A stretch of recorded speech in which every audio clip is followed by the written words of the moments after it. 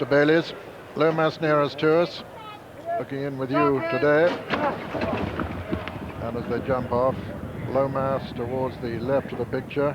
And nobody very keen to make it, quite a steady pace early on. Lomax towards the left. Prince Babar's up with them. And just in behind them towards the right of the picture, Mr. Bayliss. And also Mr. Eubanks. Between Lomax and Mr. Bayliss. Lomax the leader. From Mr. Eubanks and Mr. Bayliss, those three ahead of Prince Babar and Classic Sky, and the back marker is Botate, as Lomax leads them round this turn from Mr. Eubanks, showing with his white face on the outside, the right of the picture, Mr. Bayliss. Just in behind them comes Prince Babar with Classic Sky.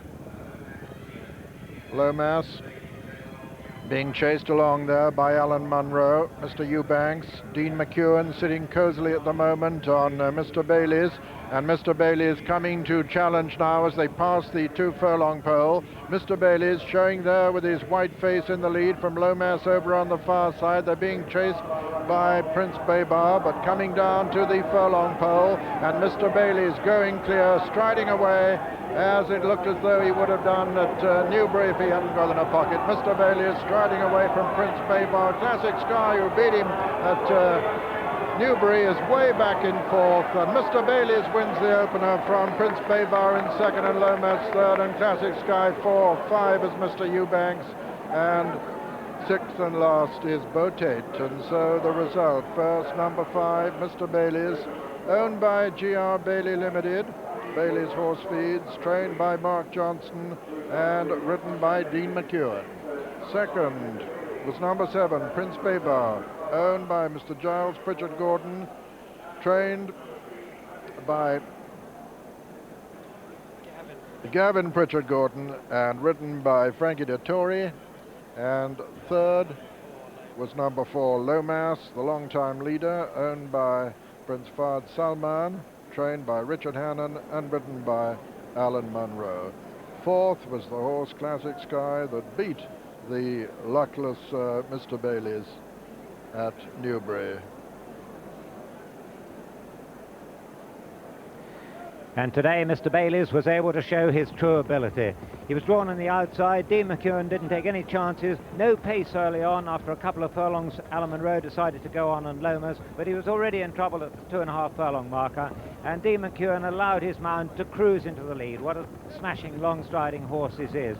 Just for a moment, Walter Swinburne loomed up on the outside on Classic Sky and threatened to make a race of it, but with inside the 2, Walter's gone for his whip, and there was no response. The first time he's run on soft ground. And now the closest challenger was Prince Babar, who ran such a marvellous race at the July meeting, and he's run another good race today for Frankie Dettori. But the winner was in no danger at all. Look at that stride on this horse. This is the way he should have won at Newbury, and there's plenty to come from him. He handled the ground well, perfect ground for him probably. A big heavy-topped horse like this, look at the way he flicks his toe out, so he's probably going to be able to act on any ground. I think this is a really good horse, and this was just another part of his education. And Mark Johnson, who worked so hard, was up at 6 o'clock yesterday morning going racing in the north, now down at Goodwood, enjoys his first Goodwood success of 1993. Here's the big horse galloping along.